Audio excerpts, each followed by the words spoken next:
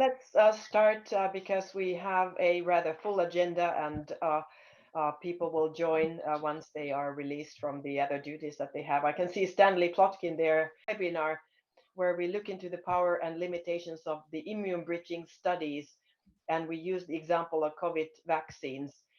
We have an excellent group of experts that will share their thoughts with us. And we'll start with Peter Dahl from the Bill and Melinda Gates Foundation, where he's a deputy director, integrated clinical vaccine development in the Global Health Division. And we have earlier seen him in several roles as an EIS officer, as an infectious disease physician, and also at Novartis in charge of researching several important vaccines like the meningococcal vaccine. So, Peter, you were brave enough to give us the introductory talk on bridging studies and why and how and what is it and why we do it, and then why it maybe makes us nervous. And this time is really really prime time to think about these bridging studies, and we're looking forward very much to your talk right now. Go ahead, Peter. Okay, thanks, Hanna. I will say it's a little bit intimidating to have Stanley Plotkin leaning over and looking as I give this talk, but yeah, happy to give my go at immunobridging studies and sort of lay the groundwork of what has become a very important tool in advancing products that otherwise don't have a clear pathway to licensure or have a clear pathway toward broader use. So again, as Hanna said, I'm Peter Dahl. I'm Deputy Director in the Vaccine Development Function at the Bill and Melinda Gates Foundation. As she mentioned, my background also is in product development at a company. I was at Chiron and then Novartis working on meningococcal vaccines, which is a true exemplar of a product that really had no pathway forward to licensure, if not for immune correlates and ultimately to immune bridging.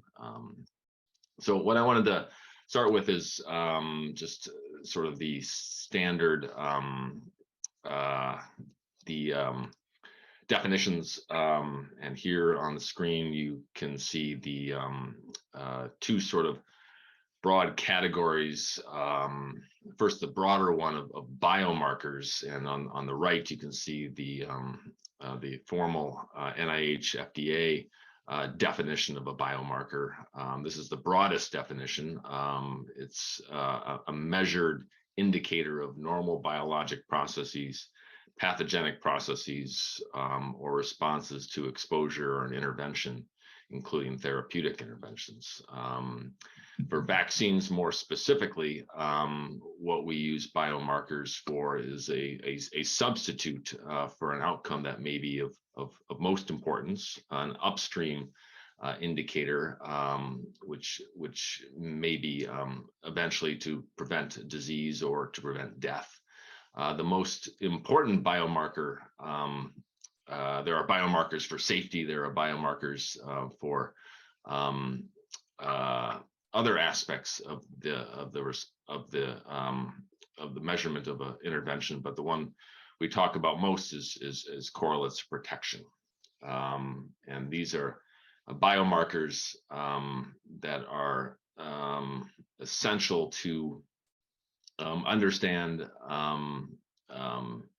patterns of responses which may predict efficacy, and efficacy can be versus various endpoints. Could be efficacy against mild disease, infection, severe disease, and death. We talked a lot about that over the last 2 or 3 years during the licensure and better understanding around COVID. And it's become really just a topic that many more people in the community now understand, but we in the vaccine development community have had to sharpen our understanding of these understandings as well. in the definitions of immunologic correlates, they're typically broken down into two broad categories, one called the mechanistic correlates of protection. These are upstream indicators, immunologic indicators that is most directly responsible for protection. These are as proximate to that protection as you can get. So again, it's the classic one is the one we talk about on neutralizing antibodies to neutralize and prevent the attachment and invasion of a virus into a cell. But there's also non-mechanistic correlates of protection, or those that we can't necessarily link fully to explain protection, but my shorthand version of it is that it can substitute with reasonable fidelity to a true correlate of protection. Either of these mechanistic or non-mechanistic correlates of protection can be used to do what we have to do, whether it's license a vaccine or predict how it might benefit if it generates these antibody levels or biomarker levels. But this is a useful discrimination when talking about correlates of protection. Before I go into immune bridging and how we use it, I want to just talk a little about another definition on correlates of protection, and that's really around context of use. And I think we've all heard a lot of discussion over the last couple of years around correlates, and do we have a correlate of protection yet for COVID vaccines or for SARS-CoV-2 induced disease? And I've often sort of struggled because I think it really depends on who you're talking about when you ask the question, do we have a correlate? Because there's different audiences for use of that term. You can see them here in this column here, and they're broadly different places on the road to having a correlate. So I think it's useful to sort of talk about, and this is a slide that I stole from Stanley Plotkin and sort of enhanced a bit. It sort of talks about what problem we are needing to solve with a correlate of protection and who is using that a correlate to advance that and what solutions might emerge. The most simplistic one for a correlate of protection is really understanding disease immunology, and the immunologist may want to understand what is the sort of the target immune profile that we want a human being to arrive at so that we can provide protection. And understanding immune correlates can help to describe that profile that we want to move that person to, whether it's through a vaccine or through a natural infection. But that would be the preferred state and a correlate can help give us guidance that that's where we want that person to get. The translational researcher, the one who we're relying on to help us identify the appropriate immunogen, the appropriate adjuvant, is using a correlate to arrive at an optimized, call it a vaccine dossier of different vaccine candidates to move into the clinic. And so a traditional researcher will use a correlate of protection to interrogate and pick the right immunogen to move forward. The next one, I'll skip over this one because that's where we're going to talk about mostly later in the talk, is around the manufacturer or the CMC expert, because he or she uses a correlate really to try to guide the assessment of the quality of the manufacturing and the consistency of the manufacturing process. So these are for potency assays to understand, if there are changes in the product, whether from a stability perspective or to move a manufacturing facility from site A to site B, or to scale up a manufacturing process from a 10 liter to 1,000 liter. The manufacturer CMC expert wants to understand the potency of that vaccine. And if you lose potency, you have a problem. And so a correlate of protection, or something that predicts efficacy, is very important to this this community as well. And then finally, the epidemiologist, the policymaker, the NITAGs, maybe many of you are coming from NITAGs. You also need to give guidance as to the use of the vaccine, and to understand the susceptibility of a human, of the population, or a population of individuals or populations to repeat infection. So is there a need for a booster dose? Is it in an immunocompromised population? How do we use the vaccines? And a correlate of protection can be really important to guide public health recommendations. So those are 4 different versions of this. What I want to talk about today is around immunobridging, which is really focused on the clinical developer and how we can generate information around efficacy when an efficacy study is not easily available. And that's what I want to spend the rest of the time talking about, is the use of immunobridging and immunobridging case studies. So broadly, what immunobridging studies are used for is to infer efficacy of a new vaccine or vaccine regimen, or vaccine in a new population, by comparing these immune response markers, using that in that setting against a comparator vaccine where efficacy has already been demonstrated. And there are many different sort of settings where you might want to immunobridge. It could be, as we've talked about most prominently with COVID vaccines, is say a target age group, going down to children, adolescents, even infants, moving across to different demographic groups. We've seen that being done, for example, with HPV vaccines, where it's initially licensed in girls, and then we're talking about male vaccination. You can do efficacy, but you can also potentially immunobridge to those populations. Changing the dose regimen. Is it a 2-dose? Is it a 3-dose? Changing formulations. You don't want to necessarily run new efficacy studies with each twist and turn of an optimization around these parameters, and efficacy maybe inferred through immunobridging across different regimens. Finally, and maybe more controversially, is changing formulations with regard to inclusion, exclusion of an adjuvant, moving to different vaccines with across vaccine platforms with justification is another important use of immunobridging.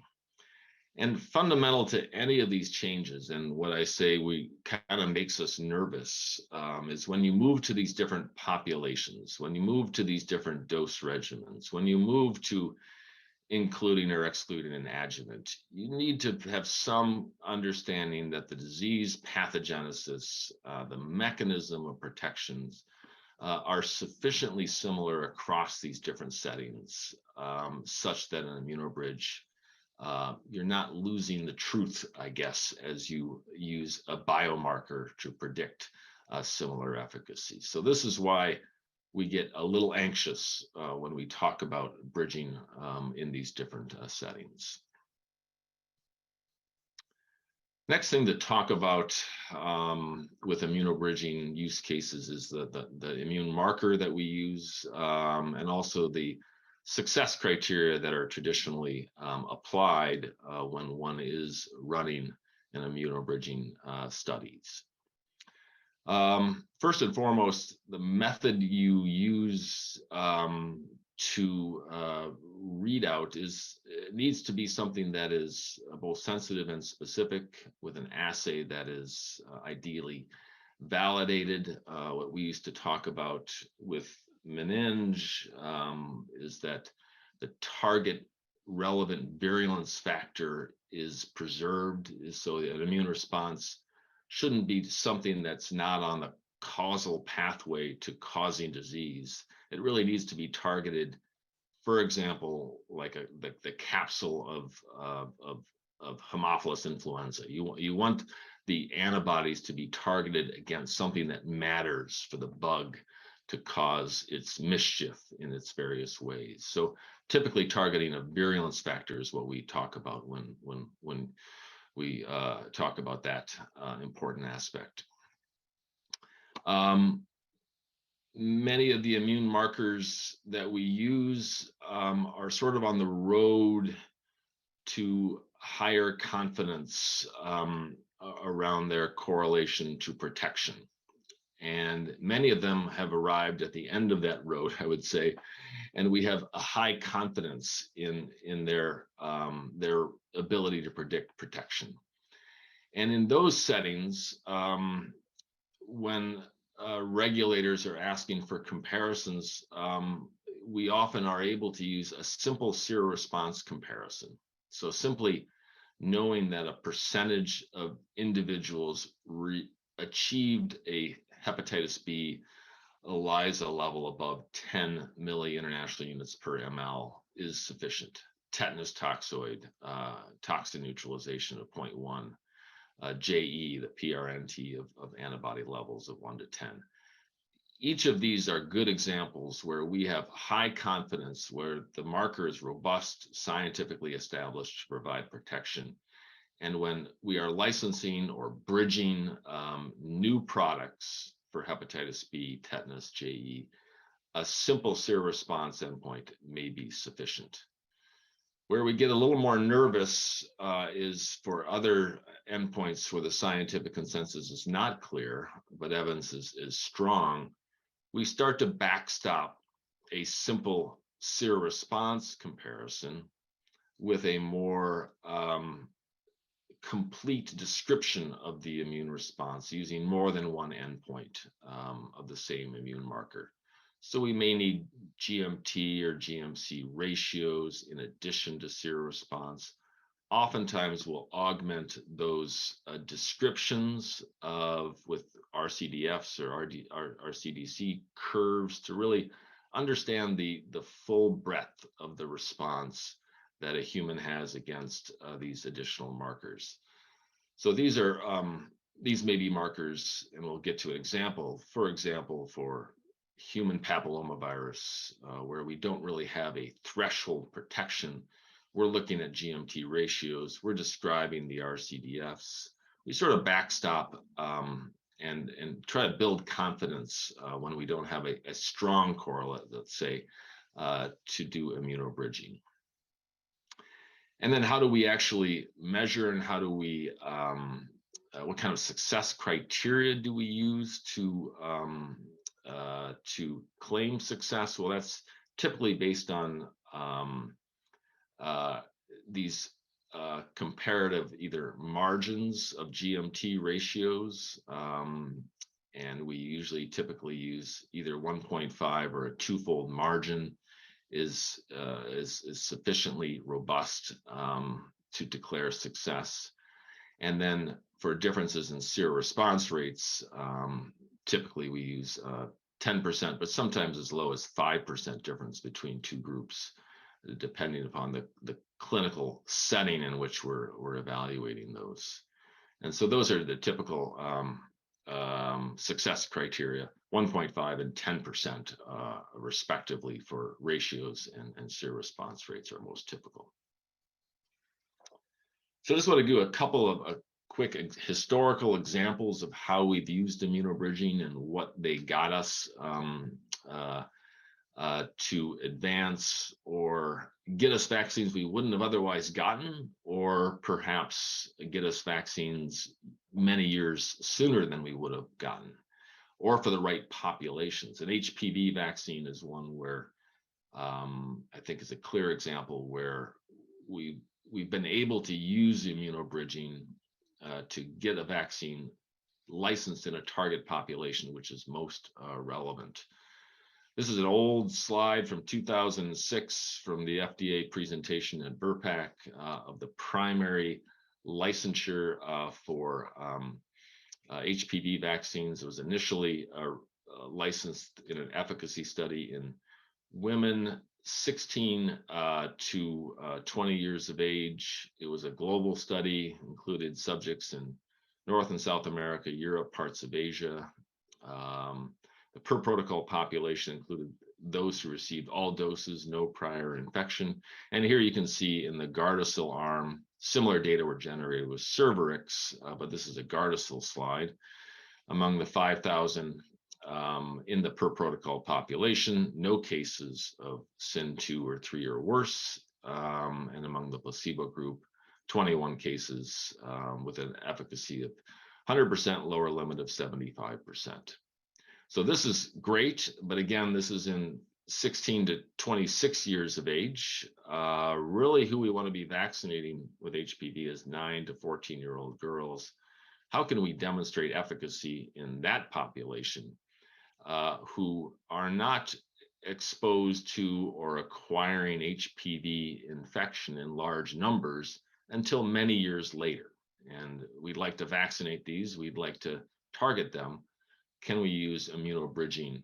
And this was what was proposed from Merck and GSK for their two vaccines, Gardasil and Cervarix respectively, and both were able to use this approach called immunobridging to gain acceptance.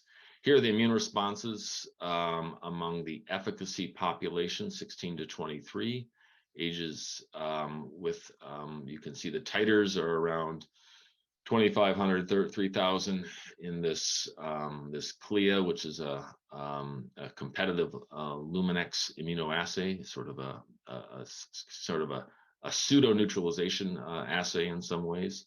And what they did was compare that to immune responses in the younger age group, and to demonstrate that the target population, 9 to 15, had immune responses which were at least as good as the population in which efficacy was demonstrated.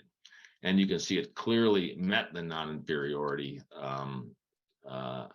criteria. So 9 to 15 years of age versus women ages 16 to 20 was able to bridge, and they were able to achieve a label claim from 9 years of age all the way up to 23 years of age. So important considerations why immunobridging was relevant here. This was bridging within a vaccine platform, and we'll talk more about that with COVID, I think, later. Same vaccine, so you can imagine that the mechanism of protection was similar across those two platforms, because it's the same platform. Also, but the mechanism of protection is expected to be similar in these two populations as well. Whether you're girls aging into this older population or women, the mechanism is expected to be similar. Neutralizing antibodies correlate well with binding, because they used ultimately binding antibodies to bridge. And of course, the virus is not changing over time, which is something that we talk about with COVID quite a bit. And the result here is that HPV vaccines were available almost 20 years, or about 5 years sooner than we would have otherwise had to wait. The other example I just want to quickly touch on is with typhoid conjugate vaccines, and most importantly, the recent WHO pre-qualification of a new vaccine, or multiple vaccines now, for children down to 6 months of age. The historical problem we've had with typhoid vaccines is we had polysaccharide-only vaccines, and similar to other polysaccharide-based vaccines, they were poorly immunogenic under 2 years of age. So the real target population, the peak of disease, is 6 to 24 months of age. You really do want a vaccine that is going below 2 years of age for broadest public health impact. And for many years, we did not have access to one. The scientific community was pretty confident that IgG antibodies against the capsule was thought to be the primary basis for protection. And so it sets us up for an opportunity for immunobridging to this younger population. There had been efforts at a conjugate vaccine, and one was first developed back probably 30 years or so ago now, which with high efficacy among older populations. And it was already shown to be an immunogenic in down to 2 months of age, but really no one had advanced that to commercial development until Bharat came along with the type bar TCV tetanus conjugate vaccine. So what they did, and you can see here on the right, they did a large immunogenicity study in which they compared an open label infant vaccination in red in 6 to 23 months of age, and used a comparison group this is the polysaccharide vaccine in black. And so what you see here is 6 to 23 months of age, primary vaccination. And you can see the responses in infants 6 to 23 months of age. And then you can see the responses in that young age group. And then compared that to the type bar polysaccharide vaccine. And these are in adults ages 2 to 45. And so 6 to 23 months, immunobridging to polysaccharide vaccine where efficacy was demonstrated. And that comparison met non-inferiority, showing that you can, similar to HPV vaccines, bridge a younger age group where no efficacy comparison could be done to an older age group with a vaccine where efficacy had been demonstrated. So that achieved originally domestic licensure in India and ultimately was approved also through the WHO pre-qualification process and was able to immunobridge to older subjects receiving a polysaccharide vaccine. So in summary, similar to HPV vaccines, where we would love to have a vaccine that targets the population at highest risk, in this case, 6 to 23 months, we had to do an immunobridge into this older population to achieve that licensure. So that's an example number 2 of where immunobridging has been very important to achieve licensure. So immunobridging, just in summary, it's an essential tool to advance product development. It allows for expanded and broader access to populations to improve impact in target populations where efficacy cannot be demonstrated. It brings improved products and captures learnings from advancing from first generation products. So where you have an imperfect vaccine that you generated efficacy in, this allows sort of a more rapid step up to a second generation and beyond. It allows for optimization around dose regimen intervals, formulations. Again, all these things are to advance and get us better products with higher impact. But importantly, immunobridging does require thoughtful science, understanding of the immunologic basis of protection as in order to bridge. You can't just willy-nilly bridge because you see antibodies that are comparable or better. You really understand what the mechanism by which that vaccine is inducing protection. We do now have general pathways established for immunobridging. We got lots of examples of how it's been successful in the past, but we do need to customize it to new and changing pathogens, changing immune landscape as we're living with right now with COVID. These require attention as we're talking about bridging with new products. And then finally, there's always risks to doing these, but there's also benefits to waiting. And we need to weigh each of these as each product is being proposed for immunobridging. And finally, a topic I didn't touch on, but biocreep, a bridge to a bridge is something you'll hear talked about as well. As we get further and further away from that original efficacy that we're bridging to, it does also make us anxious that we may be not as close to the truth as we were hoping. So with that, I will conclude, and Hanna, Philippe, I will hand the chair back to you. Thank you. Thanks a lot, Peter, for an excellent summary introducing us to the topic.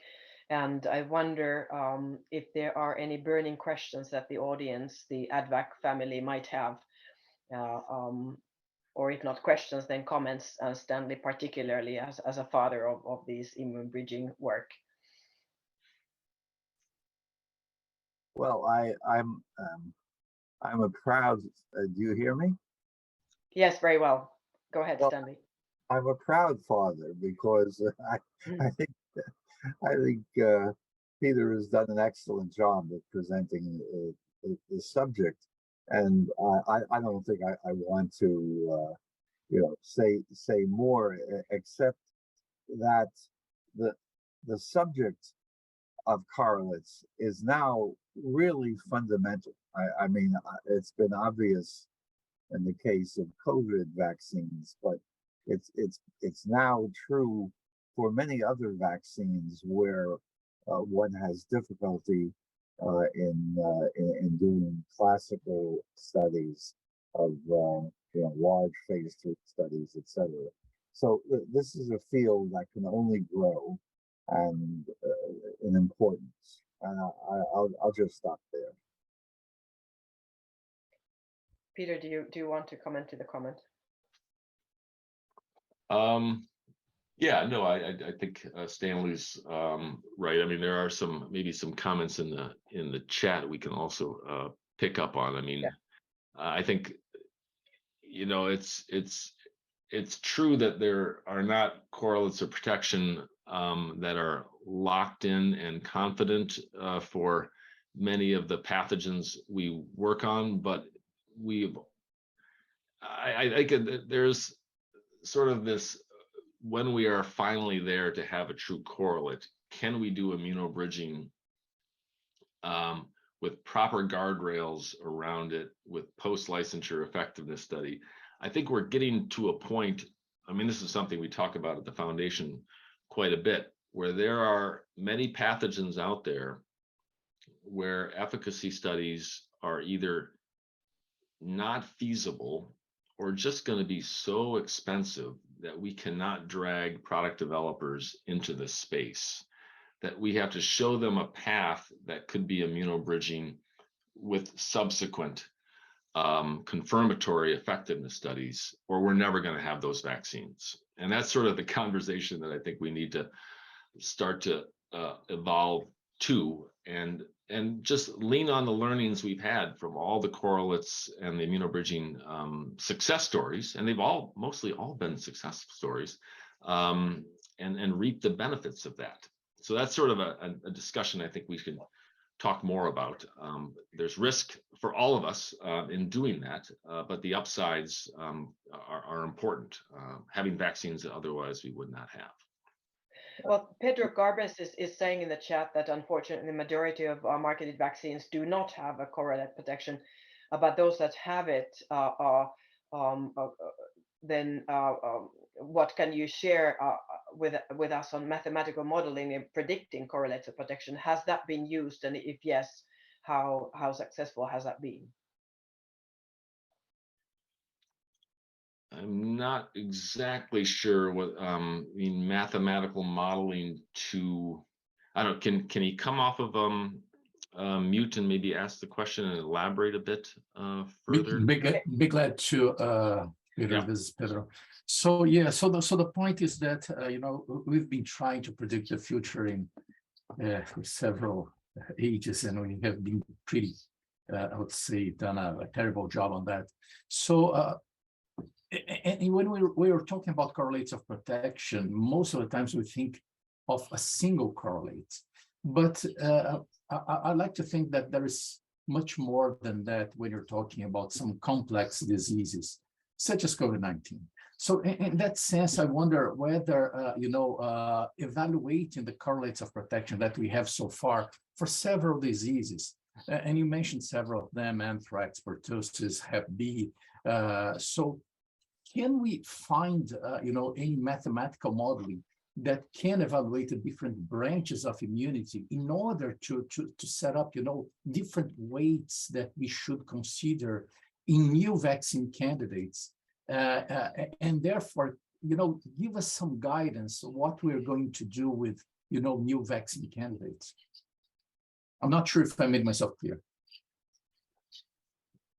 I mean, I think I'm picking up on the essence, and maybe it comes back to the struggles we've had on COVID, which I think we'll talk more about, is the relative contribution of the many arms of the immune system that, frankly, we need to survive. So I think there is in most of these, and I'll defer as I always do to Stanley, there seems to be probably one dominant mechanism, and one is that has been served to from a regulatory perspective to make us comfortable that if it is able to elicit this type of immune response at this level, that we're not bringing forth a vaccine that will not work at all. And so that's where neutralizing antibodies, binding antibodies for COVID vaccines have been a useful crutch. We are not saying that there are not meaningful contributions through Fc effector function to T cells, to CD8s, et cetera. But for purposes of licensure, to get us comfortable that the public can be reassured that this thing is going to provide some level of protection, there is one predominant biomarker that we are leaning on. So I don't know how you can model the additional contribution of CD8s or contributions of Fc effectors, but that's my simplistic, I guess, way of thinking about how to use correlates in most situations. I think Peter. Let's see COVID questions to Marco and Peter Marks to deal with, and also in the panel. But I would like to take two more questions here. One is on Noni McDonald's question, whether anyone has done a meta-analysis of immune bridging studies and the post-approval outcomes. That is, what correlates for what types vaccine best. And then the other question would be on safety. Are there examples for vaccines with successful immune bridging but safety problems appearing in retrospect? Well, in the latter one, safety is sort of an orthogonal topic that has kind of nothing. You try to have to deal with safety as a completely. It's going to be a risk-benefit discussion again. Well, yes, you're going to have TTS rates of X. Is that worth it in the present context? I don't know the linkage to immunobridging necessarily. As to Noni's question around immunobridging, I don't know. Does anyone have a good example of an immunobridge that was successful that we then learned subsequently that the efficacy was zero or otherwise needed to be pulled off the market? I think the answer is no.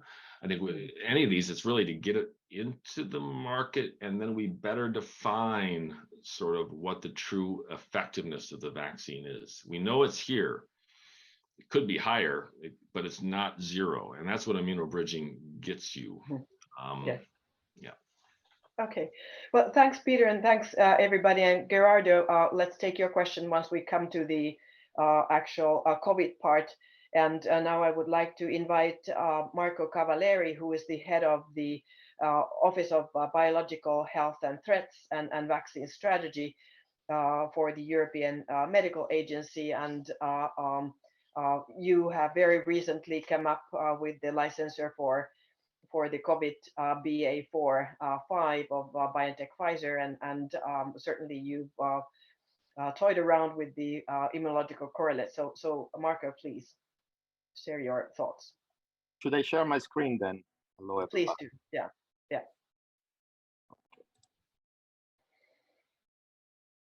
Do you see that? Yes, very well. If you can put it in the presentation mode, now we can see the next slide as well. Great. This is perfect. Okay, very good. Yeah, so thanks a lot, Hanna. And indeed, in my presentation, I will go through some of the perspectives from the EMA on using immune markers with a focus on COVID-19 and with a focus on the licensing aspect. But of course, as Peter said, immune markers can be used for a lot of other purposes within the life cycle of our vaccine or to expand our knowledge and use of specific vaccines.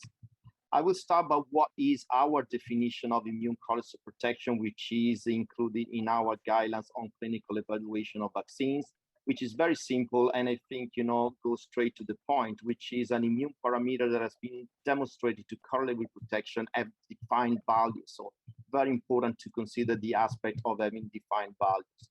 Importantly, this may differ based on the type of vaccine, the population, and the endpoints that have been used for correlation with clinical outcome and the time. And I think different methodologies have been used and will be used for establishing immune correlates of protection. It's not the purpose to enter into that here now. It's a very complex matter, but let me just say that we have been rather open to take into account different approaches that have been used by researchers in order to demonstrate or to show the establishment or the validation of any specific immune correlates of protection that we agreed upon and that now used for regulatory purposes. So indeed, if there is an immune correlates of protection established, new vaccines can be approved with the use of such immune correlates of protection. But there are a number of situations in which we don't have such correlates of protection, or we don't have even a threshold for benchmarking immunogenicity of vaccines, and importantly, clinical efficacy studies would not be feasible, at least in a reasonable time frame. And in this situation, it could still be possible to use an immune marker that best represents the response to a vaccine that showed efficacy. And here I'm quoted as an example, the cellular pertussis vaccine, but there are a few other cases in which this is possible and is done.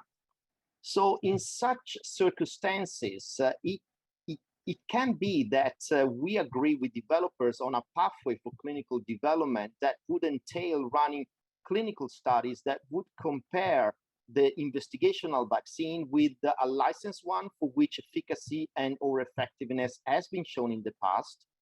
And if no threshold is available in such circumstances, normally the primary endpoint is the seroconversion rate, which is the predefined increment in antibodies from pre to post vaccination, or in other cases also the geometric mean titers of the antibodies.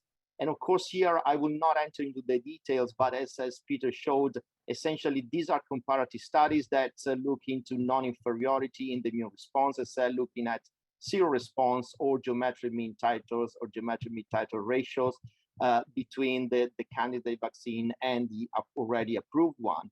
And this is based on predefined non-inferiority margins. And I alluded already to antibodies because this has already been said. Indeed, antibodies are the ones that are much easier to correlate to protection, and all the correlates of protection that we have so far are related to antibodies.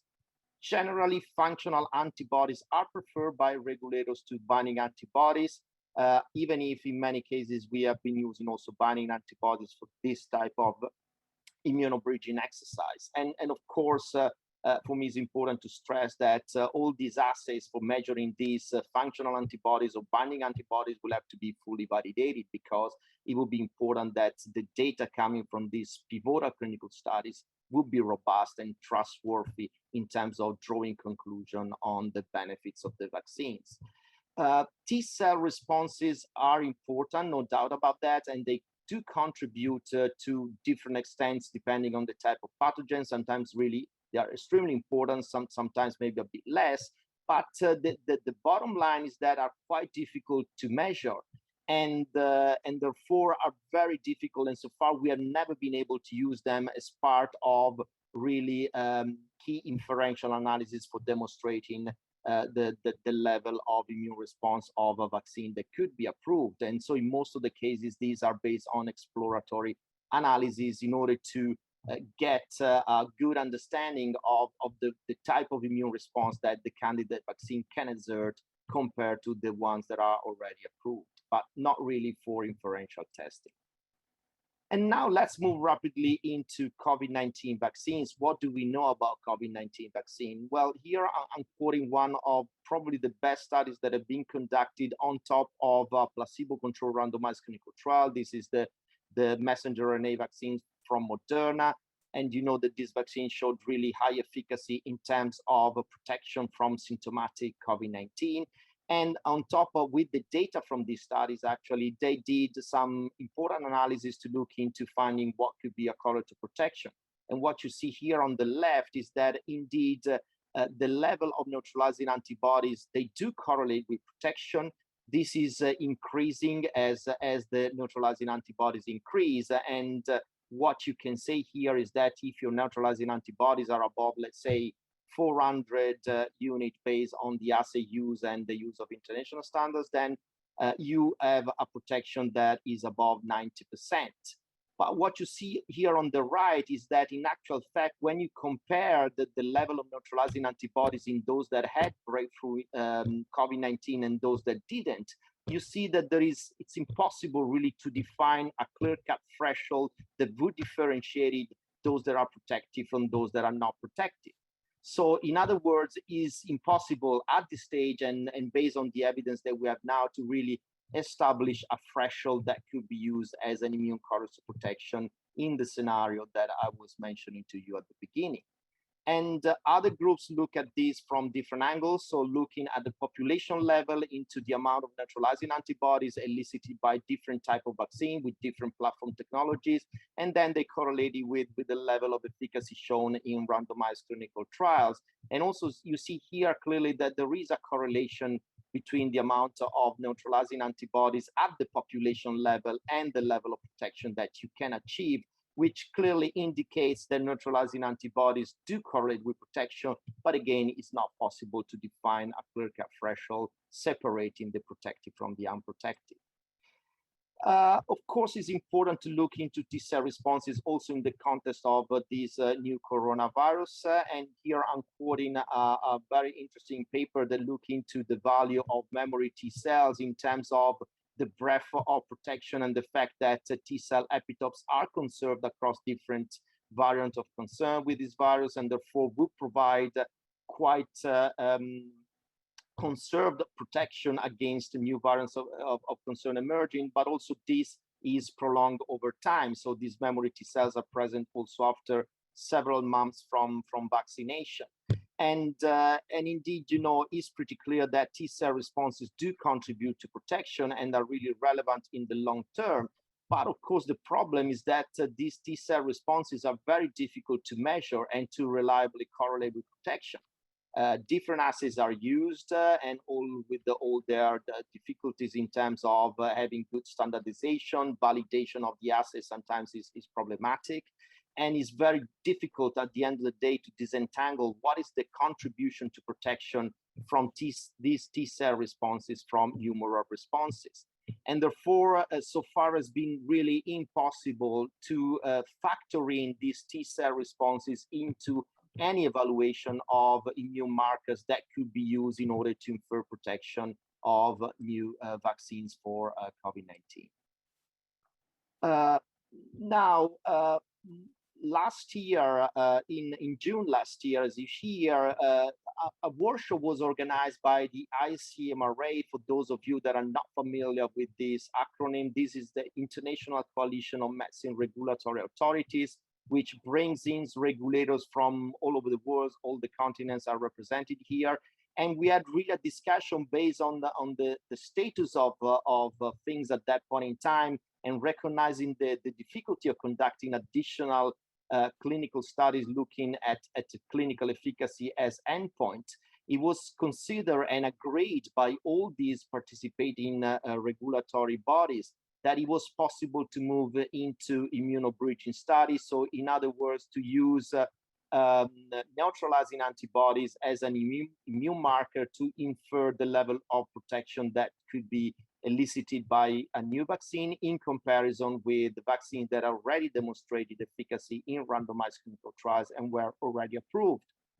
And it was already mentioned there that this could be done via conducting non-inferiority study compared to really strong candidates with high level of humoral immune response and high level of efficacy demonstrated, but also there were vaccines that were somehow less efficacious, still quite with an efficacy above 50% anyway, and with much less level of neutralizing antibodies, but still could be used for this comparison. But instead of looking into non-inferiority, it was really recommended to look into superiority in the immune response in order to be sure that the immune response of the new candidate vaccine would be sufficient to elicit robust protection and having a positive benefit risk at the end of the day.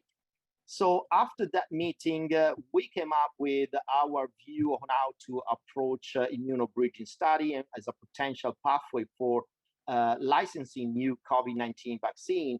And essentially following what was agreed at this meeting, we pointed out to developers that the comparator should be an authorized vaccine, possibly belonging to the same type of platform technology and based on the same antigen, so like the spike protein, as the vast majority of the vaccine for COVID-19 that we have are based on the spike protein. If, on the contrary, a comparison with a vaccine from the same vaccine platform is not possible, then non-inferiority versus a vaccine with the same antigen and that demonstrated high level of efficacy and high level of neutralizing antibodies would be expected. And that is what we recommended in our advice to all the developers that came to talk to us with respect to their plans. And as an alternative, which is much less preferred, was the option of going, as mentioned earlier, with the superiority in terms of the geometric mean titers to vaccines that demonstrated efficacy, but with lower humoral immune response and also lower efficacy.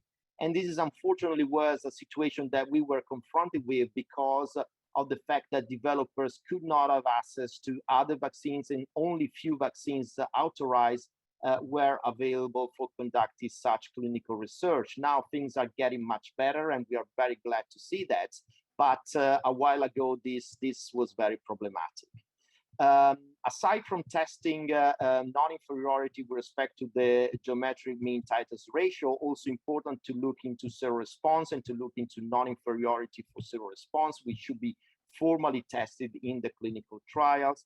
And also there has to be a good overall characterization of the immune response, so behind neutralizing antibodies, even if all the inferential testing will just be restricted to neutralizing antibodies.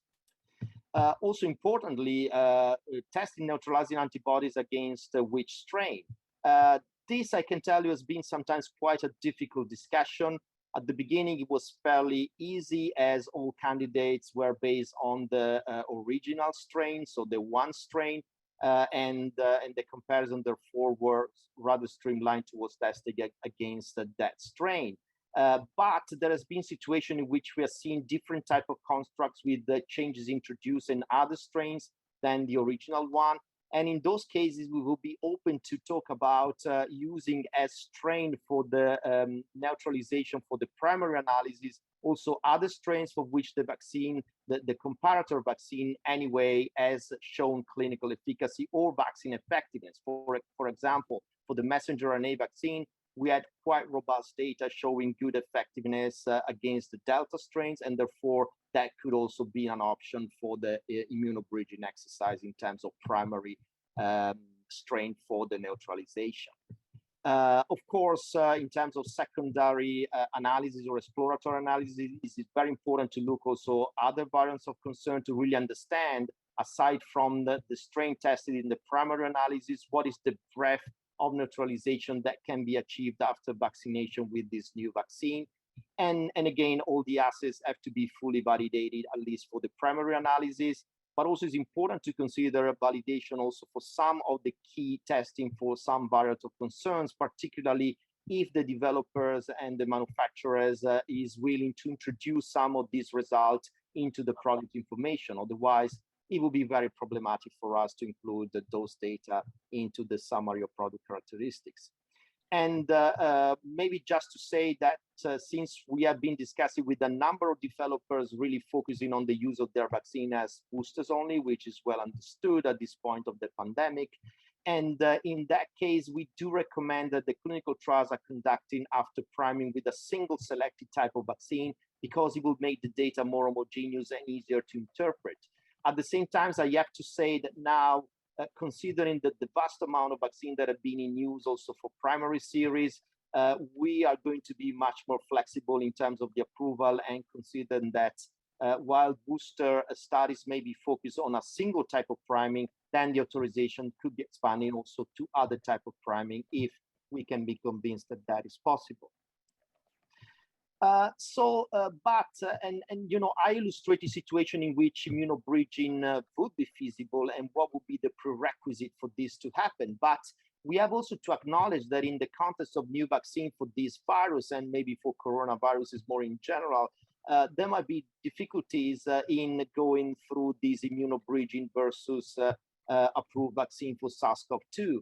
And this will be particularly problematic if different antigens are included and in the vaccines that are currently approved, because that it will make impossible to go through the immunobridging pathway. Or also vaccines that are specifically directed at eliciting T-cell responses and not really high amount of antibodies or neutralizing antibodies, because then really the approach of the immunobridging will not be suitable. And also, as you know, a very important new type of vaccine that are under development and could really play an important role in the future against this virus is the vaccine that can be administered by the mucosal route. And here we had already some discussion with developers, and the problem here is that it might be very challenging to achieve the same level of neutralizing antibodies at the systemic level after mucosal administration to the same extent that we've seen with the vaccines that are currently approved. So indeed, the approach of the immunobridging in such circumstances will not be feasible. And in all these cases, since immunobridging will not be feasible, in principle, we will look into option to generate clinical efficacy data or to look into creative approach like the use of human models of infection, which could be an interesting pathway to explore further in order to see if we can come up with useful data that could allow rapid approval of vaccines such as this one. Now, after we said, what I illustrated to you is our position with respect to bridging, what we felt was necessary to come up with a potential approval following this pathway. And we have already now a vaccine that has been approved under this immunobridging approach, which is this vaccine from Valneva, is an adjuvantive vaccine based on the whole virion inactivated virus. And this has been approved this year by the EMA following indeed successful clinical studies that were submitted to us and reviewed, looking into pathway for immunobridging. So to infer the level of protection from comparing the level of neutralizing antibodies to a vaccine that was already approved. And at that time, they could not run studies against vaccines such as messenger RNA vaccine because they were not available. So they had to perform a comparison to an adenoviral vector vaccine, which is Vaxzevria here. And they did this comparative study of their vaccine with 2 doses 1 month apart to 2 doses 1 month apart of Vaxzevria, and looking into a primary analysis of safety and immunogenicity at day 33, so 2 weeks after the second dose, when it's supposed to have reached the peak of the humoral immune response for both vaccines. And this was done in Europe in a population about 30 years of age, because it was problematic in many European countries to conduct clinical trials with the Vaxzevria below 30 years of age. So in a nutshell, these are the results of this clinical study.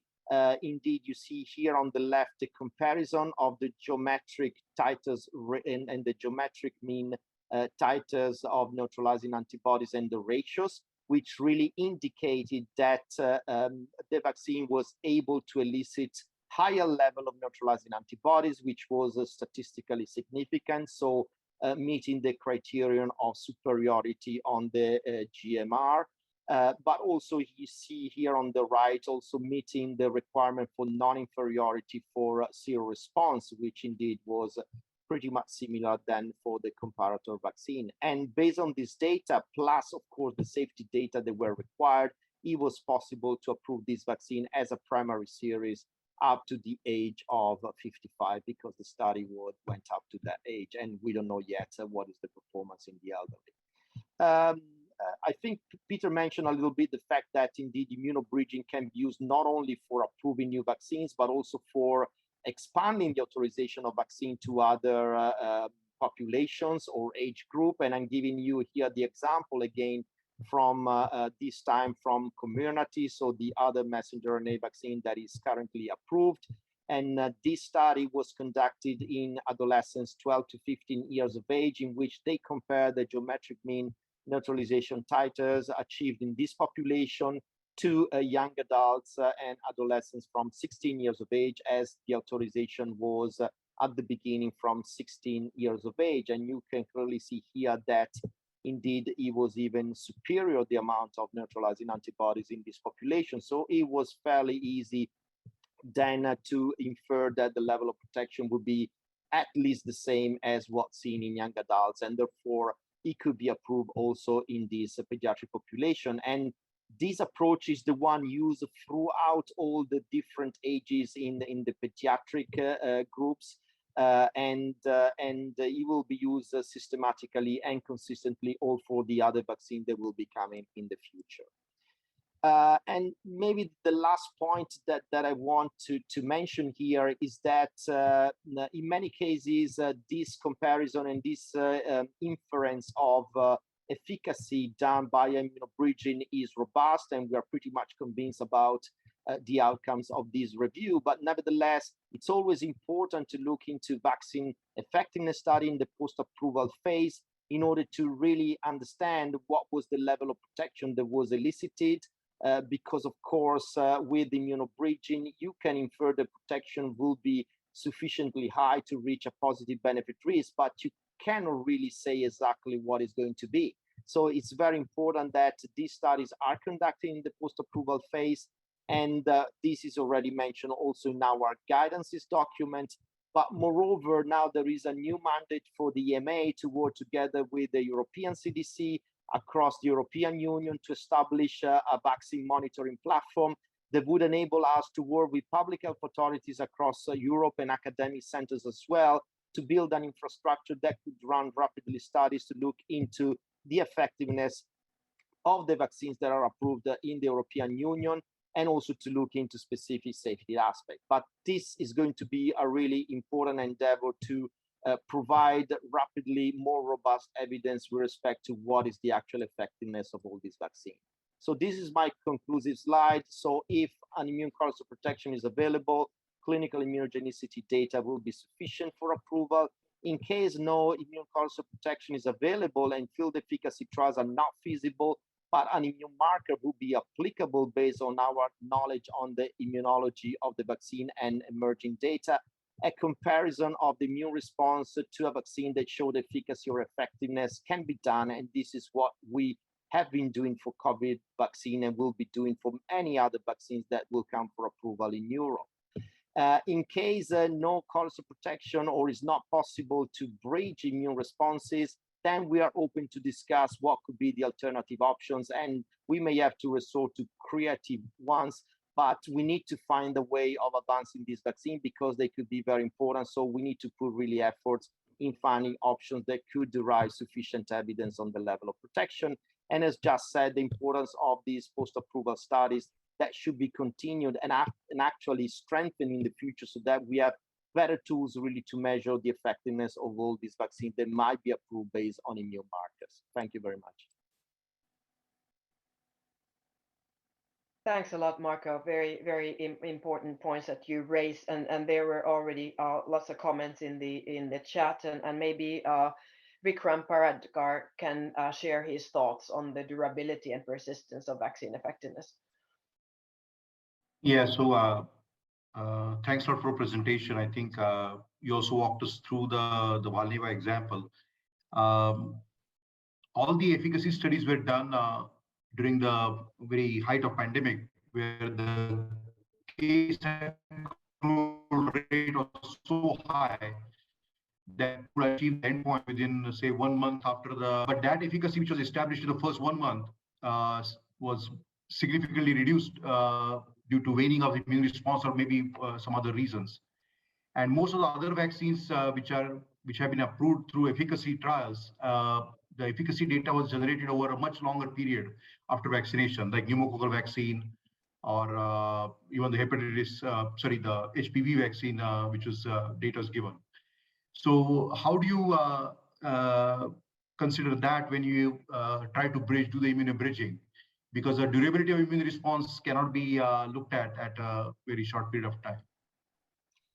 No, indeed, and I think, of course, the durability of protection and the correlation to immune markers is even more complex, because you have also you have to factor in, memory cell responses, both B and T, and this is why we are looking here at what happens at the peak of the immune response. And it's important to have data that could correlate with the protection that is achieved, in the shorter term as the starting point for an approval. But then, of course, we have to look also more in the longer run and try to understand what happened afterwards and when booster will be needed. And that's why, vaccine effectiveness studies are extremely helpful here in order to understand what would be the best timing for booster doses, also taking into account what we know about the decay of antibodies over time.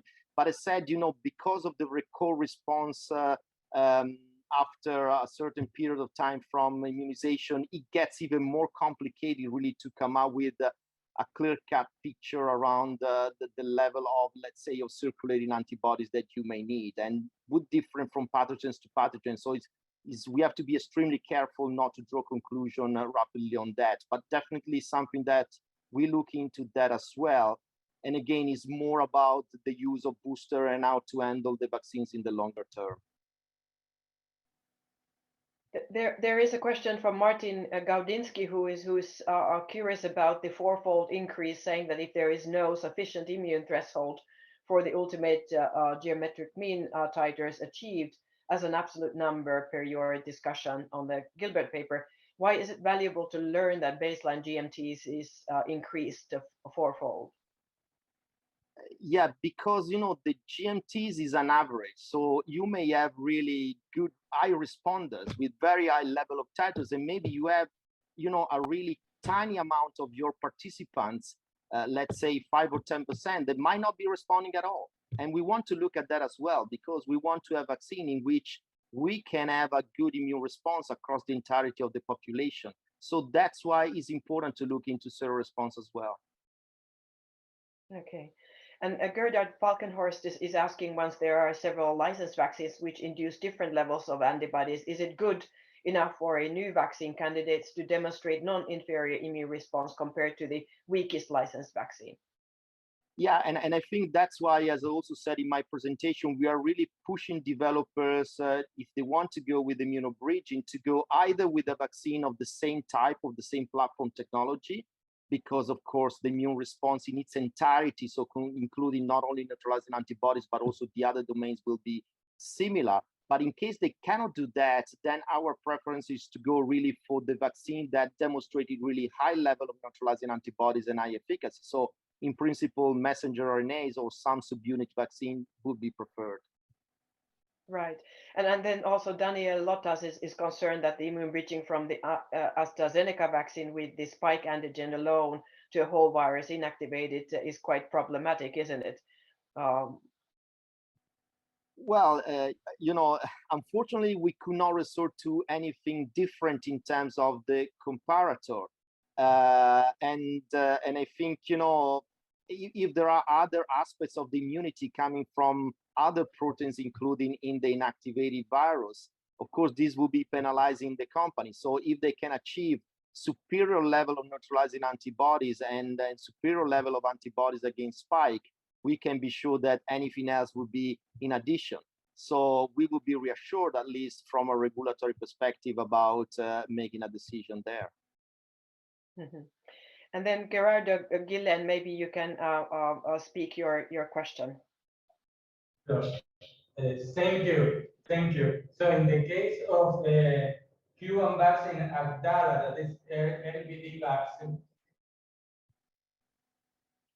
Cannot really hear you. Let's see if he wrote his question. He earlier Gerardo had asked, and he would like to ask how to design the immune bridge with the new variants of SARS-CoV-2. That's a rather big question. but maybe you can answer shortly, Marco. Yeah, it's a big question and something that we will be confronted, and of course, it's a moving landscape, which does not make things easier for developers, to be honest with you. But indeed, now we got adaptive vaccines that are approved, and if somebody wants to compare themselves with one of these adaptive vaccines because they want to have some claims around level of neutralizing antibodies against Omicron, of course, that would be the strain to choose. So, an Omicron strains would be the appropriate one. And we are open to discuss which one could be used here. And this very much depends on the comparator chosen and the characteristic of the new vaccine. Thanks. And last question to Adamu Dawood, and then let's see if Peter Marks has joined us already. Okay, good afternoon.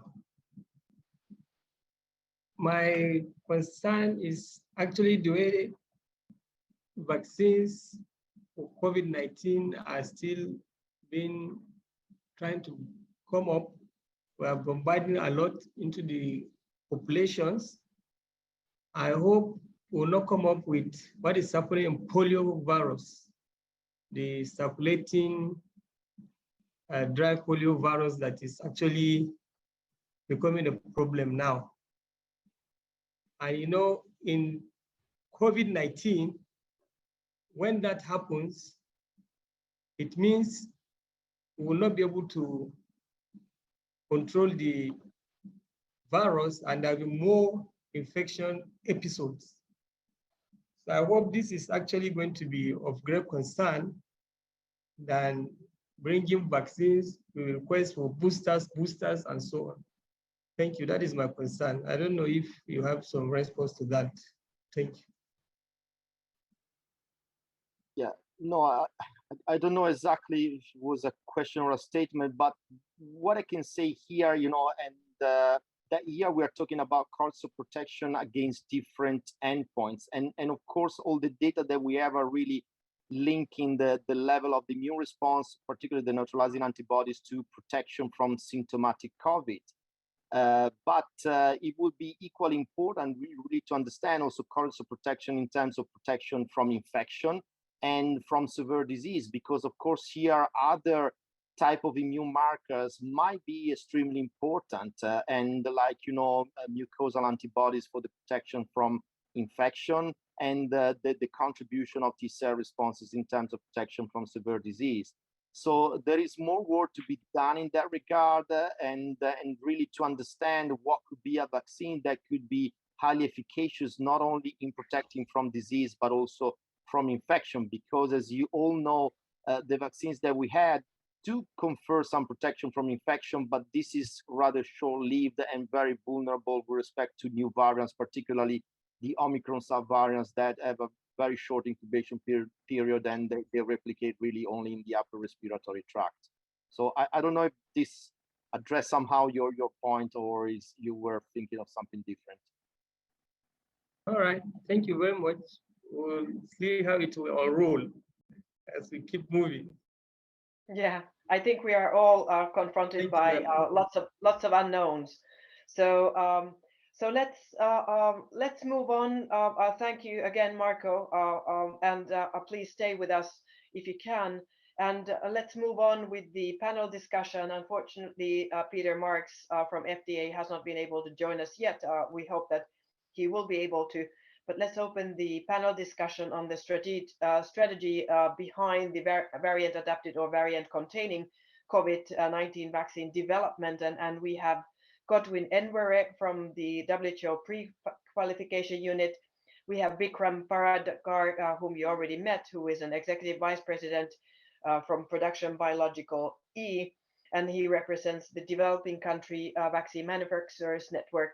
And then we have Jeff Roberts, who is associate vice president from clinical research in Merck Sharp and Dohme, and he represents the IFPMA. So that we hear from your point of view on what you think should be the strategy behind the variant containing vaccine development for COVID. So Godwin, please first. Thank you so much, Hanna. I think the immunobridging is a topic that when we were thinking about it, because a lot of companies were discussing with us about the immunobridging because they plan to submit such data. We did some consultations with the stringent NRAs and also with in-house in WHO. And then in the long run, although there were a few things that were not clear, but we came to the conclusion that it will be important to have strategies that will allow us to review this data. So essentially, the issues affected the choice for the comparator, as has been highlighted earlier. Is preferable the comparators from the same platform, but if not, then a rationale should be provided, and then it will be necessary to provide not just neutralizing antibody data, but also non-neutralizing data immune responses. As already stated, it's not really easy to standardize the same mediated immunity, but we thought it is necessary to have such a data and also binding antibody data. The other point that we included was the issue of effectiveness. As highlighted, it's important that the vaccine will be shown to be effective in real life, although that could be difficult as time goes on due to immunity both from infection and from vaccines. Part of the agreement was that at the time of submission, that we will require the company to provide an acceptable protocol. Why acceptable? Because a lot of data based on observational studies might not, provide a very valid data. So those are essentially the high points. And then I just wanted to make a comment on what Peter said earlier on concerning BioCreep. We had experience on that when we are reviewing some of the data on the TCV, the typhoid conjugate vaccine. But we specify that whatever comparator will be used, there needs to be data provided on effectiveness data on that comparator before we can use it for bridge on bridge vaccine. So perhaps I'll stop so far, and then I can speak if anybody has a specific question. Over from me. Thanks a lot, Godwin. Any immediate reaction to what Godwin just said from you, Vikram or Jeff, before we go into your specific inputs? Yeah, the last comment was related to demonstration of vaccine effectiveness. I think is very important when you are doing bridging to a already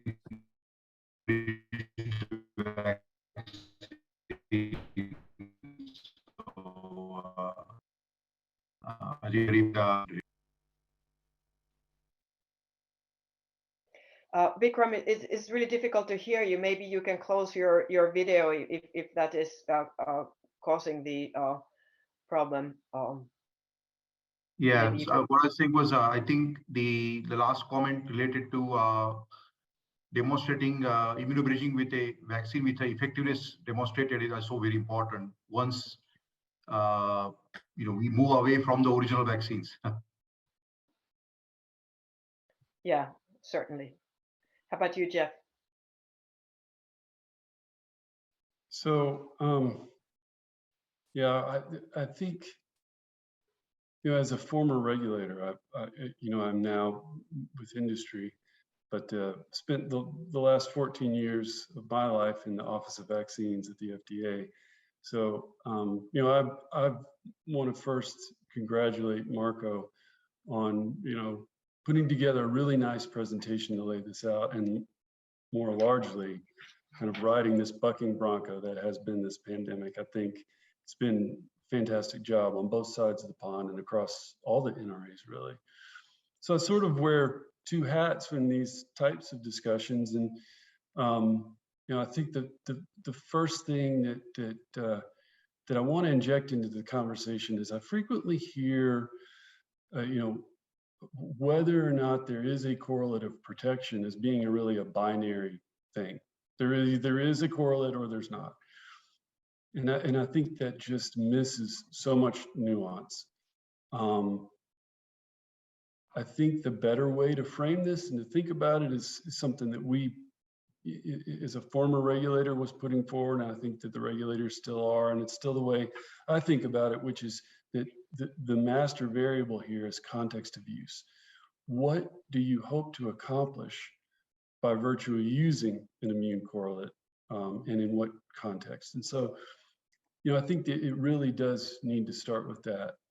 When it comes to the pandemic, I think maybe the primary lesson learned here for me is to go back and think about all the correlates of protection discussion we've had up to now, and reflect on the drivers being protection in animal studies, having validated assays, which groups you're studying the vaccine in, and there maybe wasn't sufficient attention to how different the different pathogens are.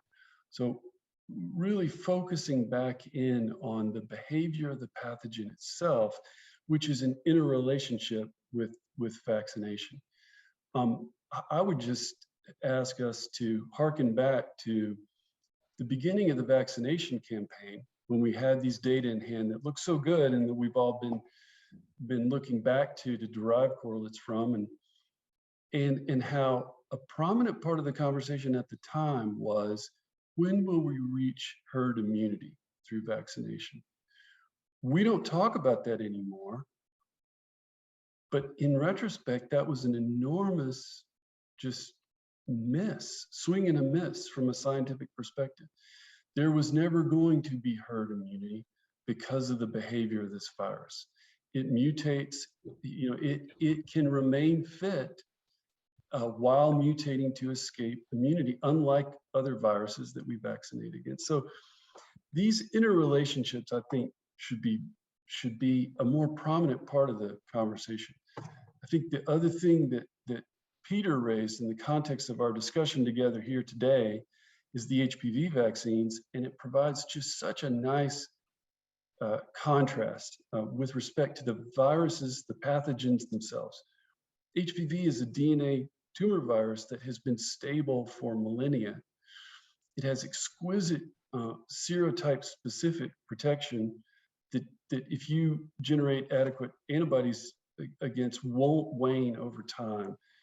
Incredibly durable, these vaccines, because of the behavior of the virus in part. Whereas we're finding these variants of concern with SARS-CoV-2 to be such a difficult thing to wrestle with. And I guess the final thing that I would inject into this conversation is that I think that the decision of both the FDA and the EMA to introduce variant products for distribution, or to invite the manufacturers to be able to do this, was really laudable, a bold decision. I really think it was a great decision. I think it recognizes two things. One is that we probably need a more systematic approach, an orderly approach to updating the vaccine, because it's likely to become a seasonal problem. And because of the durability versus the immune escape of the virus. So we just couldn't continue to sort of without some sort of systematic process, continue to say, well, maybe we should update it here, or do we do it here? Probably an annual update is going to be the best approach. And by virtue of doing that, we're going to get some really fantastic real world evidence data this coming winter that will tell us a lot about whether matching the sequence as best you can based on the latest circulating variant will give you a better efficacy, particularly on less severe disease and even potentially transmission. So those data are going to be incredibly important. And the other thing that those two decisions did was to start to recognize the flexibility of the mRNA platform and how we can potentially use that to really streamline a process of potential annual vaccination. So I thought those decisions were really bold and really great decisions, and we're going to get some fantastic data this coming winter. Thanks a lot, Jeff, for those lessons and especially underscoring the boldness of the regulators. I couldn't agree with you more. I wonder if Peter Marks is now with us and he could share some of the insights on what kind of discussions FDA had when they decided not to follow the WHO TACOVAC, which was recommending kind of broadening the immunological basis of the COVID vaccines and rather jumped from BA1 to BA4 and 5. But Philip, do we have Marco with us? Peter Marks with us? Yeah, I'm afraid not. Okay. Is there anyone else that is working close or within FDA that would want to share some of the insights? Hi, it's Peter Marks. I'm sorry, I'm not on video, but I am here listening in. Sorry. Okay. Yeah. Please. Sorry, Peter. I could not see your name. Happy to. That's okay. I apologize.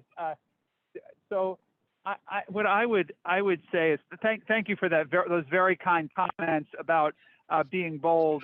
At sometimes people called us foolish instead, but I think what really became clear for us was that we had a variety of evidence about BA1 that led us to be concerned.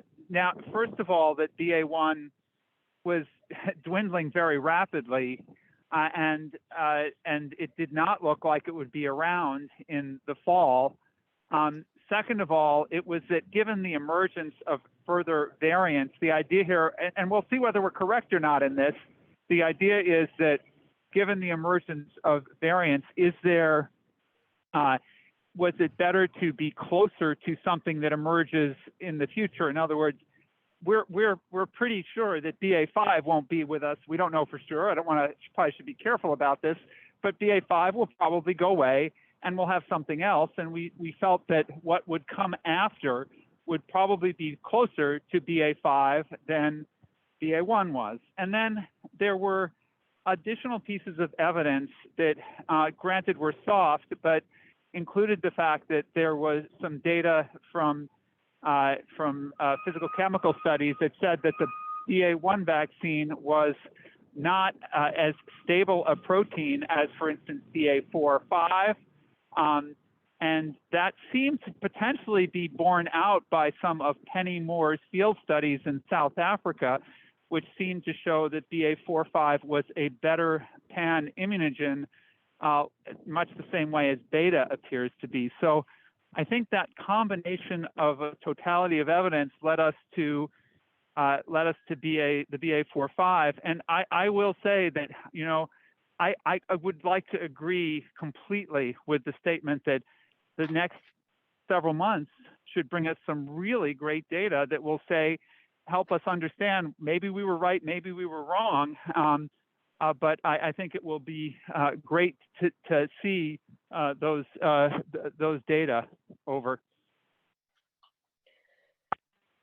Thanks a lot, Peter. And did you have any more remarks of the processes that you went through with the immunological correlates as such? Yeah, I don't know. I thought what I heard really was so far what I heard about the correlates is very, what Marco presented, I think we largely agree with, and what I've heard, we largely agree with. So I'm not sure I'm going to add a whole lot more, except to say that, you know, in the case of SARS-CoV-2, it's been a challenge. And I guess for me, I would say one thing. I would think that we still are not done with looking at correlates that could help us with future vaccine development in terms of the duration of protection and the breadth of protection, because there, I think as we look towards a better vaccine, you know, we may be needing to look for something else, but I'm not sure, as I think a previous speaker said, I'm not sure we're going to find it. Over. Okay, thanks a lot. Then let's move over to Vikram and your thoughts on these processes in the COVID strategies behind the variant containing vaccine development. Yeah, so from a perspective of a developer, we definitely want to develop a bivalent vaccine. And we already had data generated with a combination of Delta and ancestral RBD and Beta and ancestral RBD, where the combination in animal studies showed a significant benefit as well as a wider cross-neutralization. However, we did not develop them as a vaccine because those variants disappeared very quickly. Right now, we are developing a BA5 RBD as a bivalent with the ancestral RBD with our own vaccine platform. And we would like to do classical immunogenicity studies where we would like to demonstrate the bivalent vaccine is better than the monovalent vaccine in terms of giving the right neutralizing antibody titers with the BA5 variant. The only issue is, you know, what kind of subjects we should use for the clinical trials, because most of subjects are now fully vaccinated, and also probably some of them are have also been exposed to virus, and so you know, in order to do a proper clinical trial, it's a little bit difficult to assess what should be the subject size and what should be the screening criteria, because ultimately we have to develop a booster vaccine that can be used across the entire population. So that is currently where we want, you know, we would like to see some guidance coming from the regulator as to what sort of subjects we should use for this clinical trial. Thank you. Thanks a lot, Vikram, and I wonder if Marco or Peter would care to comment on from the regulatory point of view, or Godwin from the WHO regulators, meaning subjects for these trials. Yeah, I mean, if the question is about which subjects should be included in studies for a new vaccine, so brand new vaccine, well, of course, a study in adults would be sufficient. It would be good to understand that the immune response is also good in the elderly, because, of course, it's a primary target and a primary population, but does not have to be powered for different age groups. So a study in an adult population generally could be sufficient. Then, of course, you know, the expansion to pediatrics will follow the usual rule of immunobridging once the immunobridging is established versus a comparator in the adults. Any comment from you, Peter? Thanks, Marco. Not more than really what Marco already said. I think we're going to have to accept what might be a less than optimal population, because we're just not going to have those that have no exposure to prior vaccines or no exposure to the virus around. So we will have to rely on what we have, and I think the alternative is to have to rely on studies in the youngest pediatrics, which I don't think is going to get the job done. Over. Yeah, I think we are in a different world right now. I mean, there are hardly any naive people any longer, maybe except in China. Peter Dahl has posed a question to everyone. Peter Dahl, do you want to voice that question of yours? Well, sure, yeah. I mean, I guess, and maybe it was in Marco's presentation, but we've Yeah. always been sort of building on the platform that we need to at least generate non-inferior neutralization against the ancestral strain. And so when you were referencing and including mucosal vaccines, that you need systemic newts that are going to at least beat or be comparable to whatever has generated efficacy. And is the vision, I guess, that that anchoring will need to be for future booster vaccines in the way that Moderna and Pfizer BioNTech have done it. They've always included the Wuhan ancestral non-inferior versus the parental, and then you can add on and augment with variant X, Y, or Z. Or is it too bold to say that there is a path forward to excise the ancestral and just go with a variant-based approach? I don't know if that is clear. Yeah, that's. I think it was clear to me. Hopefully, also to Marco. Yeah, no, but my only question, Peter, is so you refer of a vaccine that is not necessarily multivalent, including one. Is that what you? Right. Yeah. Exactly. Monovalent. Yeah, monovalent with X VOC and then what to test around. I think that we can discuss this, and the anchoring was really about having a good understanding of the breadth of neutralization, because we want that any new booster that is introduced maintains this breadth of neutralization. But we can discuss how big it has to be in the future, and until when, one will remain an important strain to be tested, because this might evolve. So I see here the possibility of also changing the paradigm over time. But it's difficult to say right now. We will have to see what will come up.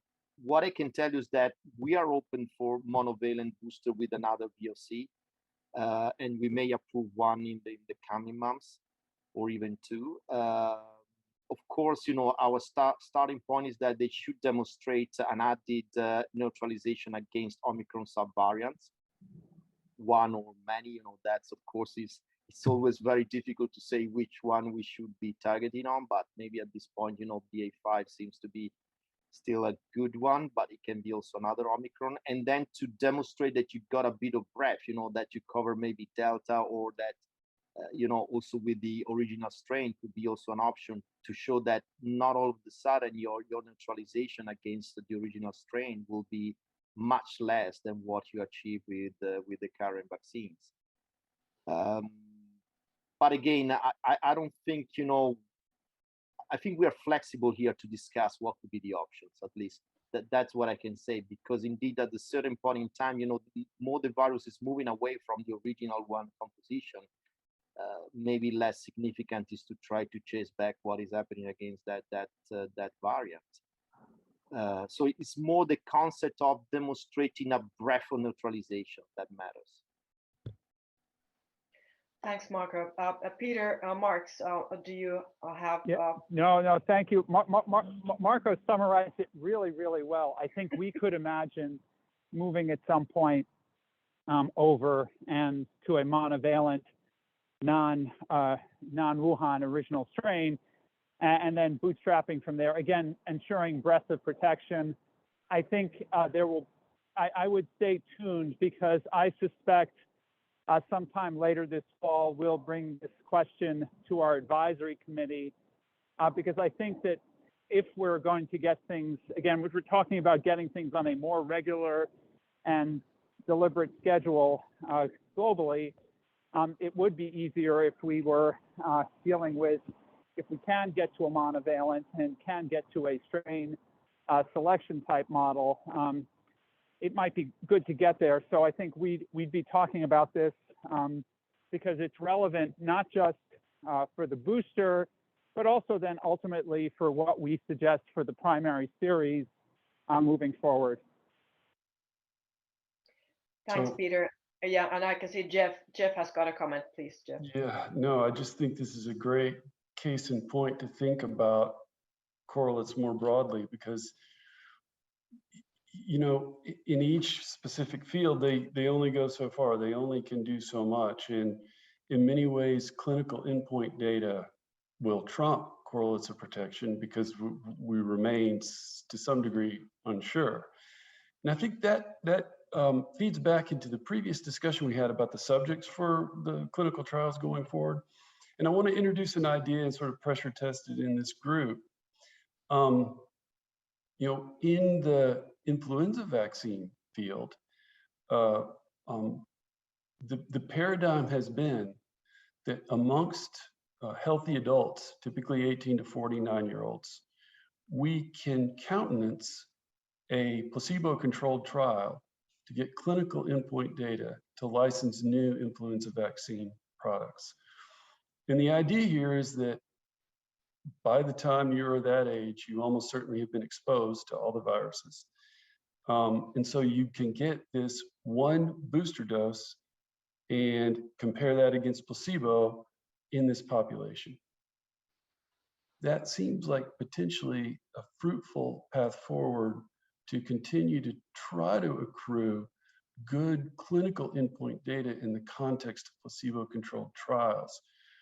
And I think the idea here would be that you define having been adequately vaccinated with a licensed or authorized product, and then take that group of eligible subjects and randomize them to placebo or a new product. And I wonder what people on this call think about that idea. I'm supportive. I guess, and this is where we can talk about mucosal. We've got our CanSino, we've got our Barat. That's where we can show whether those things can shine or not as a placebo-controlled, randomized controlled trial. And we can do infection endpoints, we can do disease endpoints. That's where it feels like we can stop, wringing our hands over those things and just study them. I don't know. Or you could even think of challenge studies. No. You don't want to go there. Not that far. No. Okay, Marco.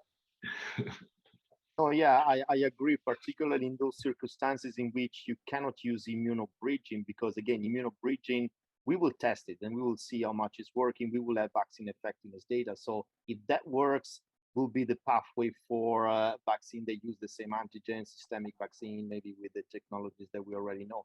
But for the mucosal vaccines, it can be a struggle. And so there was a question also in the chat on this. It can be a struggle because it will be difficult to achieve the same level of systemic neutralizing antibodies as a messenger RNA vaccine.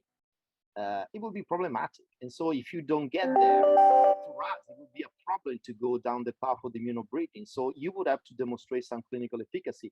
And indeed, one option, considering the rate of infection that we get with Omicron, is that you go with infection. Infection is a bit complicated because, as you know, Jeff, how to measure it and how to be sure that all the infection cases have been captured in the clinical study is a bit complex, but not impossible. So it could be done. And that really is something that, in my view, considering the rate of infection, but also mild disease that we're seeing in people, triple or quadruple vaccinated nowadays, you probably can still do a clinical trials with an efficacy endpoint if you cannot really use immunobridging. The human challenge models I've been always quite supportive of the concept. So also this can be something that, if feasible and if possible to set it up rapidly, it could be an option, because with really few individuals you can get a lot of important answers. So it has a lot of value as well, and we will be happy to look at that too. How about you, Godwin? Are you voting for placebo-controlled trials?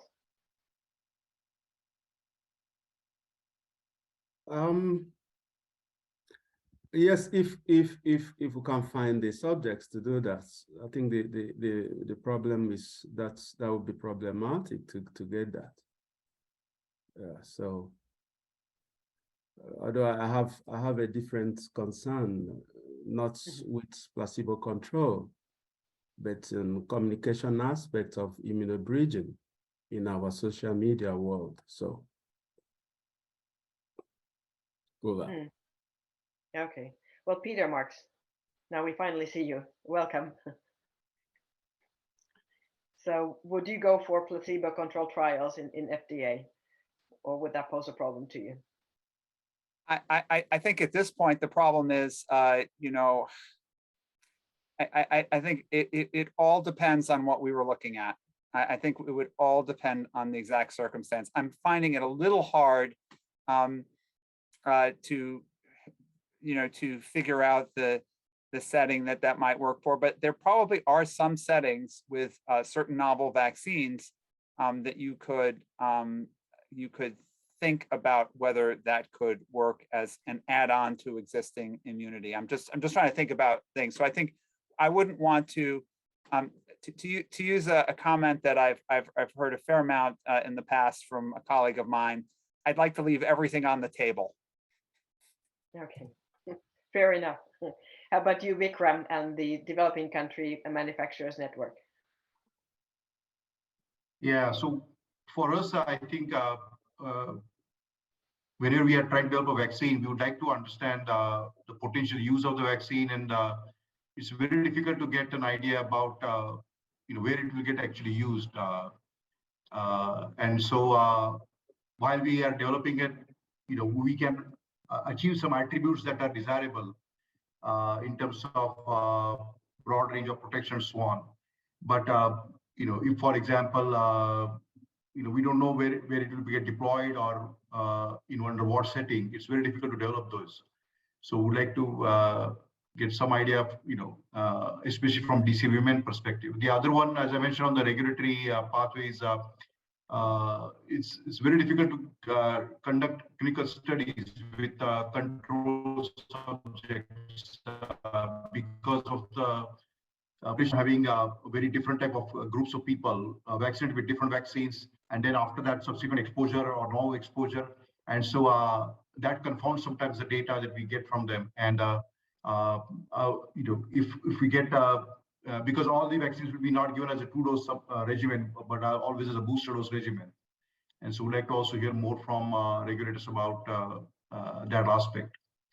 And ultimately, I think, you know, if we want to move this to, you know, either annual vaccine or a longer term vaccine, maybe every 3 years or so, and move to younger population. Right now, younger population is not really subject of a lot of focus about vaccine development for COVID-19. And so having more guidance about, you know, should we target children between ages 5 to 10 and then routinely immunize them over a period of time so that they carry the immunity like most of the other, you know, HPVs, 9 to 14-year-old girls, like that. So we'd like to hear more from that perspective also from the regulators. Well, I guess we're talking about WHO SAGE issues here on prioritization of the COVID vaccination program, but certainly we could hear from the regulators around the table on your interest and push for childhood vaccines for COVID, and whether immunological correlates there would be of use. Can I just stay with Vikram for a second and just Yeah. So as far as just in India, where there is not a present recommendation for a 4th dose, and Bharat has a EU aid product that's a nasal vaccine with no efficacy attached to it. Do you feel that a randomized control trial for a 4th dose as with that vaccine or a placebo would be ethically acceptable? Because that is the setting right now where I think the world would benefit from understanding an answer to this question. I know you're speaking for India now. You're wearing a lot of hats here. I know you're not a Bharat guy, but yeah, what are your thoughts? Yeah.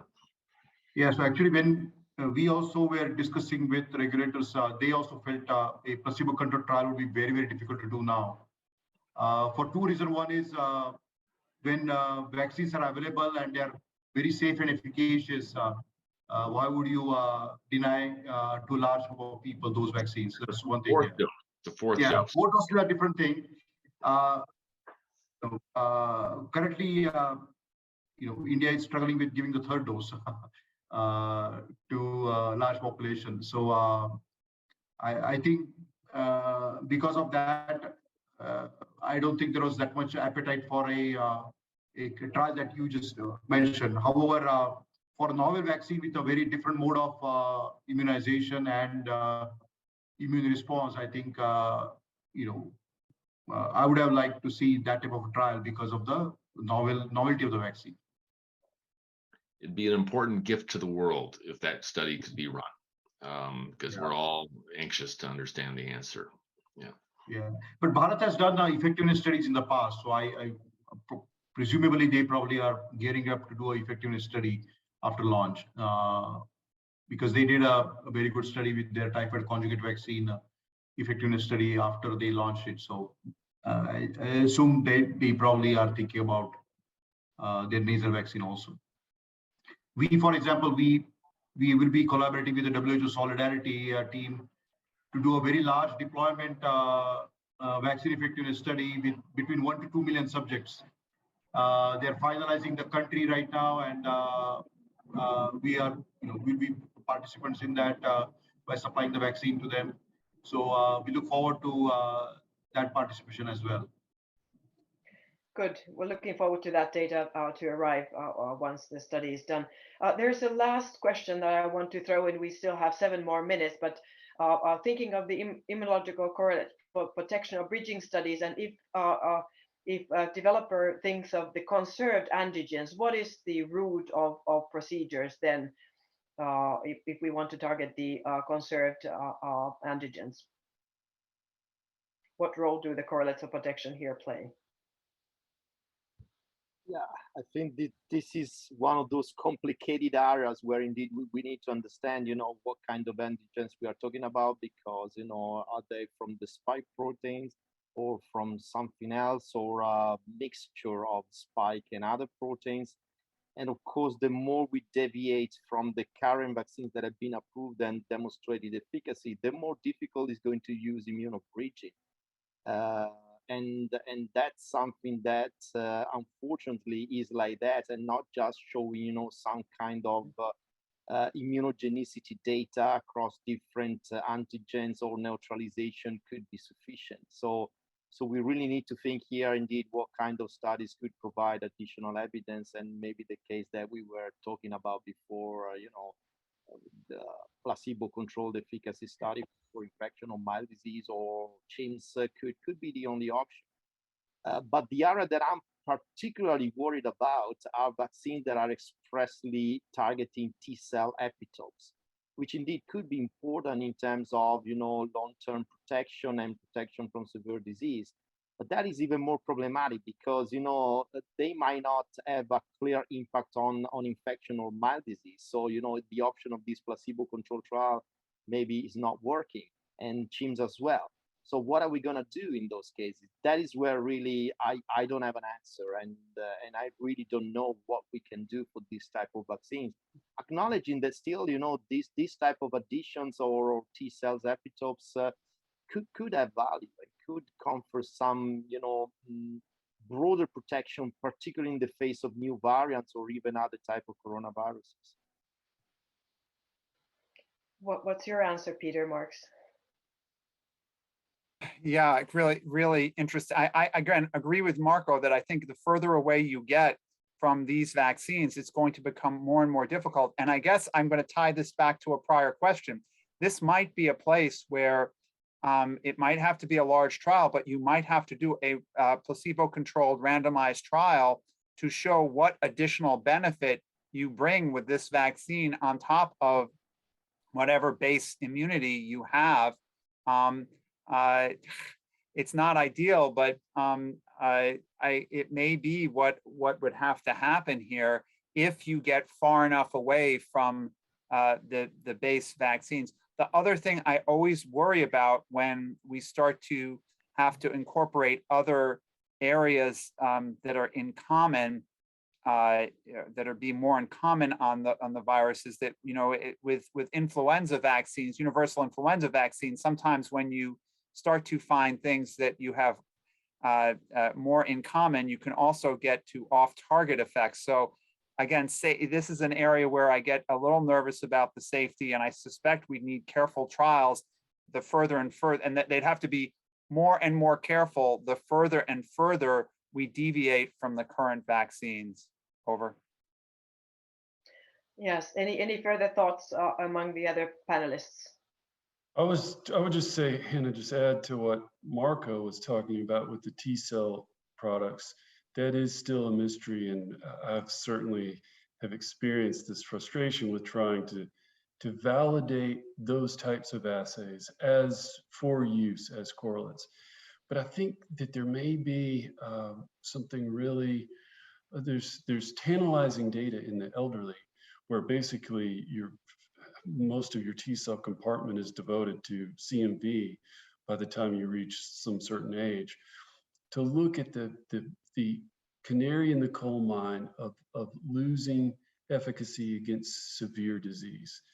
You know, that happened first in the elderly who've all been vaccinated against the ancestral strain. What sort of data are in there with respect to the immunological, you know, interplay between neutralizing antibody and T-cell responses? There might be something in there where we can start to crack that code of what the T-cell, you know, correlates are. So, you know, just a thought about where to go to try to start to understand the T-cell portion of this. Very well said, Jeff, and I think that probably is a topic of another webinar that ADVAC Alumni Network needs to arrange, and then we need to invite the immunologists around the circle to share their best knowledge on where we are. We have 2 more minutes, and I wonder if you have any last word that you would want to share with the audience that is still hanging on there, the almost 100 people. Any last word, Peter Dahl or? Well, I just on that last point,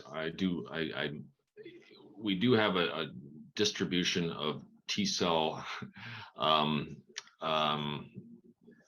the ability to generate CD8s across the platforms. And I agree with Jeff, as we watch over time, it would be nice to see if one of the platforms is falling out disproportionately for severe disease. That really points to, okay, that's a CD8 problem. If the inactivated vaccines are failing with excess severe disease, then we can pin it on the CD8s at that point. So I think watching over time the different platforms as they behave and understanding their T-cell performance, I think, is something to be keeping an eye on. We'll see. Yeah, we'll see. Yeah, Marco. No, I completely agree. You know, I think there is a lot of research to be done on T-cell responses because we need to understand a bit better, you know, what is their value to really interpret better the data, also the assays, many assays, difficult to validate, different data coming up. So we really need to put order in how we measure T-cell responses and doing better on that, but also try to understand indeed when T-cell responses can be correlated with a decrease in protection from severe disease, because I guess we all agree that that is where T-cell responses are playing their most important role. And indeed, you know, this kind of longitudinal studies from, you know, from population that has been infected and after several months, you know, they get breakthrough infection with severe COVID because of age, probably something worth doing. You know, maybe it's an opportunity to learn something more about this that will inform also vaccine development in the future. Thanks. So we are asking for more research, and I couldn't agree with you more than that. I think we are well with you brave regulators. I think we've got very far, and we have very good tools in our hands, but there is still a lot that we don't understand. Thank you very, very much, you Peter Dahl, Marco Cavaleri, Peter Marks, Jeff Roberts, Godwin Enwere, and Vikram Prayakar. This has been an extremely fruitful session, and I hope that all the ADVACers have cherished your thoughts and are eagerly going back to their drawing boards and designing more studies so that we can improve those vaccines and tools that we have. Thank you very much, and good evening, good day, good morning to all of you. Bye-bye. Bye-bye. Bye-bye, and thanks for your cheering, Hanna. Right. Thanks.